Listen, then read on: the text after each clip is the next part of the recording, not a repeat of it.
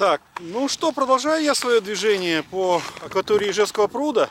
Немножко отъехал от мыса Машиностроитель. И вот сейчас я остановился около впадения речки Позелинка в Ижевский пруд. Вот. А остановился, еще хочу несколько слов сказать. Я вспомнил по поводу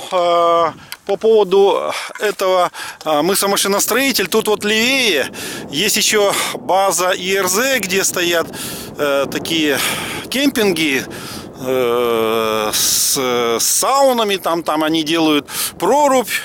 И можно искупаться, значит, в проруби, помыться в баньке, в сауне, погреться. Вот. Кроме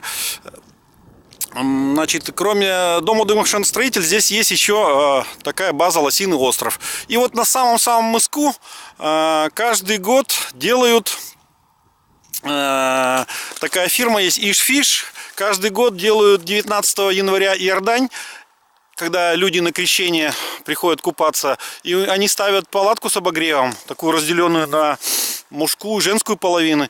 И в принципе можно здесь прийти, раздеться в этой палатке, быстро искупаться и снова одеться в тепле. Вот. Это для любителей такого экстремального вида отдыха, что ли.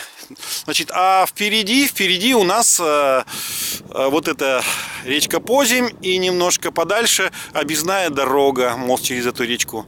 И туда дальше, как я уже говорил, если ехать по этой реке, будет биатлон. Там, значит, камеру разворачиваем. Это у нас Тихвиновская дача будет, потом следующая Соловьевская дача. И вот сейчас я снимаю на основную камеру. Головная камера у меня от мороза накрылась, и вот на эту камеру даже лучше получается. Я могу, в принципе, приблизить. Так, ну вот продолжаю двигаться. Проезжаю вот такие красивые места, такие дачи на берегу. Вот, а под ногами у меня продолжает хлюпать вода. Я не знаю, насколько это все безопасно. Потом надо, ну вот хлюпает. Потом надо будет по интернету узнать, уточнить, откуда берется эта вода. Но я так предполагаю, что все-таки вода выходит на основной лед. И тут, если провалишься, то провалишься не до дна, а до какого-то основного льда. Но под этим снегом стоит вода на всей поверхности Ижевского пруда. И сейчас температура где-то градусов 15, я так предполагаю. Ну, по моим ощущениям. Впереди Волжка. Ну, сколько мне тут осталось? Ну, еще сколько-то. 3 километра, наверное, до туда дойти. Ну, потихоньку продолжаю двигаться. Двигаться очень тяжело. Где-то тут когда-то проехал снегоход. Вот, но уже все это замело снегом. И приходится тропить эту дорожку, так сказать, приближаясь к Соловьевским дачам. А с правой стороны у меня вот такой красивый высокий берег Ижевского пруда. Вот моя дорожка, которую я протоптал. Вон там вдалеке дымит труба Ижевского завода. Тишина стоит, вообще неимоверная. Губы от мороза заплетаются. Вообще никого. Снежная целина такая. Солнышко, конечно, в глаза светит. Это так упорно на него смотришь. Но нам надо вперед. Вот потихоньку двигаемся вперед. Ну вот добрался я наконец-то и до Соловьевских дач. Пришлось ехать вот по такой старой снегоходке, но вот позади след показываю. Но все приходится проваливаться. Скорость, естественно, значительно упала. Ну как могу, двигаюсь. А вот это пристань Соловьевские дачи. Здесь еще останавливается катер, который у нас ходит от Ижевска, и ходит он на Волжку. Здесь он останавливается. На Яровском мысу уже пару лет из-за аварийного состояния причала, значит, остановка прекращена.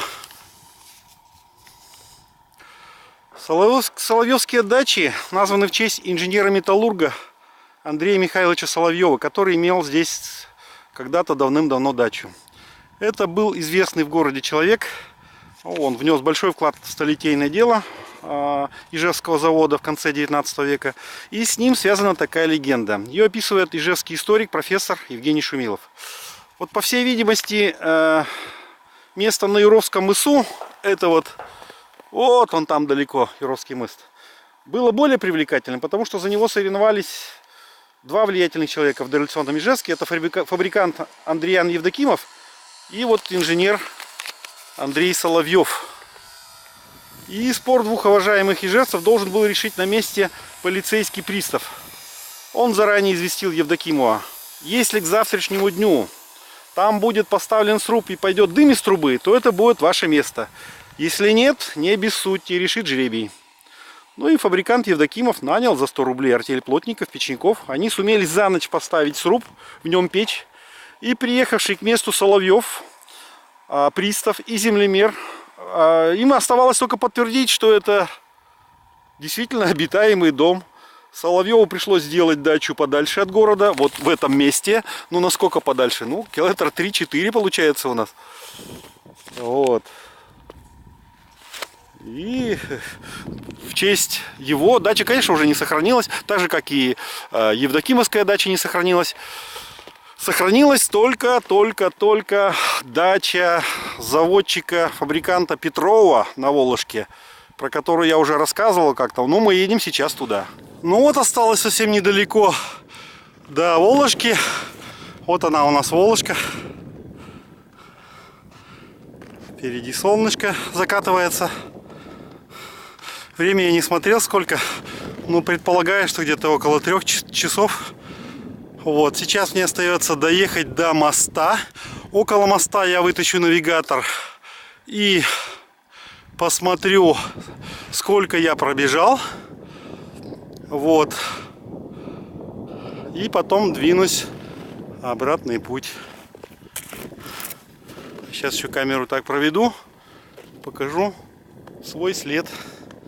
Сейчас иду по снегоходной дорожке. Нормально, хорошо. Достаточно быстро. Но, конечно, идти приходится не коньковым ходом, а классикой. И даже иногда, когда встречаются вот такие выходы воды на поверхность льда, просто толкаюсь палками, еду вперед. Не перебираю ногами. Просто толкаюсь палками. Ну вот, сейчас пока выключаюсь. Так, ну вроде пошла запись. У меня отключается камера от мороза. Вот я добрался наконец-то до моста на Волошке. И побыстрее, пока она не отключилась, хочу показать навигатор. Вот навигатор показывает счетчик пути 11 километров. Не знаю, по-моему, отключилась камера снова. В общем, 11 километров. Брал с собой 2 камеры. Обе от мороза у меня отказали. Я не знаю, что у меня там записалось, но вот я добрался до Волошки. Вот уже солнышко так закатывается. Навигатор показывает, что через полчаса будет темно. Мне надо возвращаться назад. Но я хотел сказать последнее. Потому что я обещал по дороге рассказывать всякие истории про то, что мы увидим по берегам пруда. Я вообще практически ничего не рассказал. 1/10, наверное, из того, что хотел. Но вот последнее, значит, про Волошку. Значит, это конец моего пути.